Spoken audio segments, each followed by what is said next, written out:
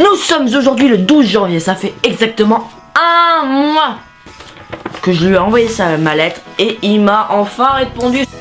Formule 1, cher Indiana James. Formule 2, cher petit. Formule 3, petit con. Dégagé de mes obligations annuelles, je savoure enfin quelques vacances bien méritées, mais je reste connecté et vigilant. C'est ainsi que j'avais pris connaissance de ta lettre de souhait avant ma tournée 2016. Where do you live? Hey yeah, hello-la-di-da-doo-dee. C'est la chanson, mon ami pour t'émerger. Quelle chanson que vous n'avez pas regardé. Alors adieu. Je vais de la purée pour les trois petits cochons. Je suis un tyrannosaure. C'est de la baba. C'est de la baba de troll fait à base de morph de troll.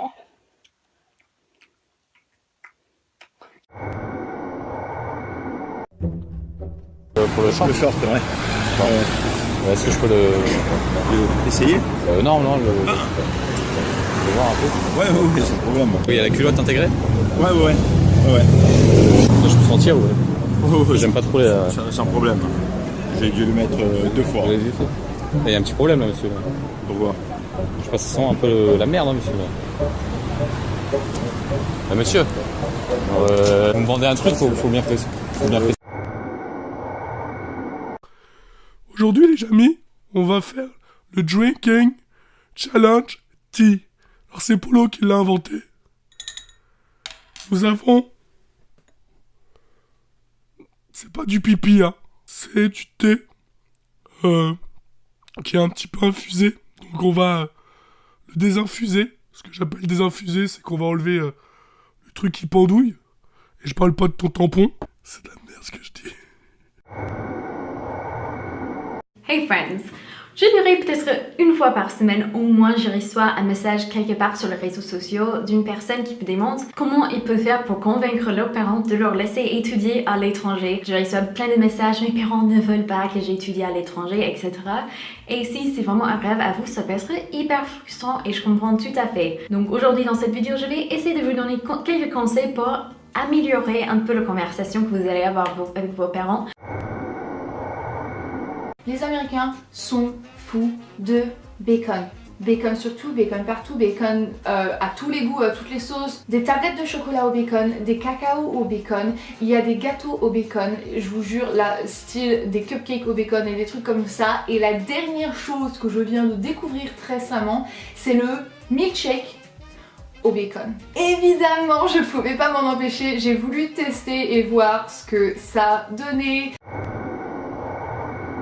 Putain de merde, le mec veut arrêter de déstabiliser le monde. Si ça c'est pas une révolution, je sais pas ce qu'il vous faut. C'est le truc le plus intelligent qu'ait dit un président américain depuis au moins 1 million d'années. Non, parce que je vous rappelle que le très surestimé Obama a tout de même été en guerre pendant la totalité de ses 8 ans de mandat. Pourtant Scornio a eu le prix Nobel de la paix en 2009. Quelque part, je crois qu'on se fout un peu de vos gueules. C'est comme si on donnait à François Hollande le prix de l'homme d'état de l'année. Hein? Ah, on me dit que François Hollande a reçu le prix de l'homme d'état de l'année en 2016 pour saluer sa contribution à la stabilité et à la sécurité du monde. Je déconne pas, on parle... Comme le dit très bien le fabricant de baguettes magiques Ollivander, c'est la baguette qui choisit son sorcier. Et cette sélection prend plusieurs critères. En effet, la baguette va choisir son sorcier en fonction de la personnalité de ce dernier.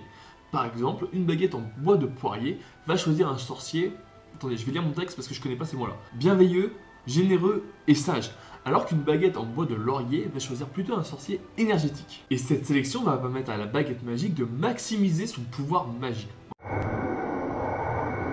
Et c'est vrai que plus j'avançais dans l'écriture de ce roman, et plus je me disais que j'avais un petit peu la même démarche que Benigni dans La vie est belle, où un enfant est confronté à l'horreur, et un adulte, enfin une personne un peu plus grande, l'en détourne.